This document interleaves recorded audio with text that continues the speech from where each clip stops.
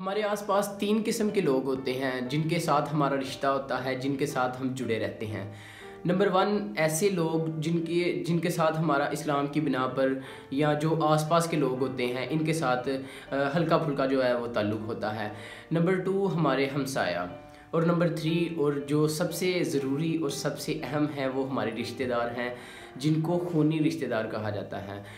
ये रिश्ता ऐसा है कि जिसमें तकरीबन सबसे ज़्यादा जो है वो दरारें आती हैं, सबसे ज़्यादा दूरियां जो है वो इन्हीं रिश्तों में पाई जाती हैं जो सबसे ज़रूरी होते हैं। तो इन रिश्तों को अपने पास रखिए, इन रिश्तों से दूरी इख्तियार ना कीजिए, क्योंकि ये ऐसे रिश्ते हैं कि जो जहां आपको कोई नहीं मिलता वहां आपको आपका खून मिलता है। सो अपने खूनी रिश्तेदारों से कभी भी ना उलझें। कोई भी बात हो, कोई भी ऐसा मसला बन जाए तो एडजस्टमेंट जो है वो बहुत अच्छी चीज़ है। एडजस्टमेंट को ज़रूर अपने आप में अप्लाई कीजिए।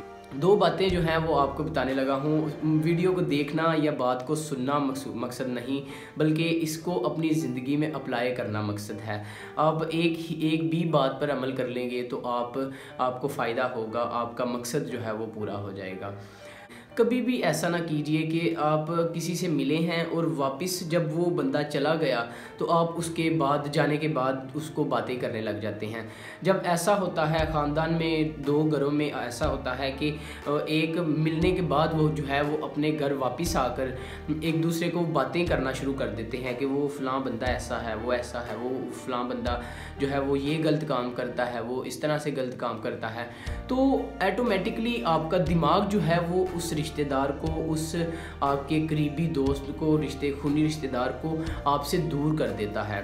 आपको पता भी नहीं चलता कि किस वक़्त आपका दिमाग उसे अपने आप से, अपने अंदर से, अपनी अंदरूनी मोहब्बत से जो है वो ख़ारिज कर देता है। सो इस चीज़ को ज़रूर अवॉइड कीजिए। नंबर 2 मुख्तसर रहिए। लोगों को अब अपने रिश्तेदारों को जब मिलते हैं तो आप अक्सर देखते हैं कि कुछ ऐसे होते हैं कि जिनके साथ आपकी ज़रा नहीं बनती। सो ऐसे अगर रिश्तेदार लेकिन आपको उनसे मजबूरन मिलना भी पड़ता है, तो इसका बेहतर हल ये है कि आप इनको ज़रूर मिलें, लेकिन मुख्तसर मिलें। अपनी मुलाकात को बिल्कुल शॉर्ट कर दें और जो दिन ब दिन मिलना, रोज़ मिलना या लम्हा मिलना जो है वो बंद कर दें, क्योंकि इससे कुछ ऐसे अल्फाज, कुछ ऐसी बातें जो है वो बंदे के मुंह से निकलती हैं कि जो आपको एक दूसरे से जो है दूर कर देती हैं। सो आप ऐसा करें कि जो मिलना है आपका, इसे कम कर लें। जब आप मिलना कम कर देंगे तो ऑटोमेटिकली जो है वो आप दोनों में मोहब्बत जो है पैदा हो जाएगी।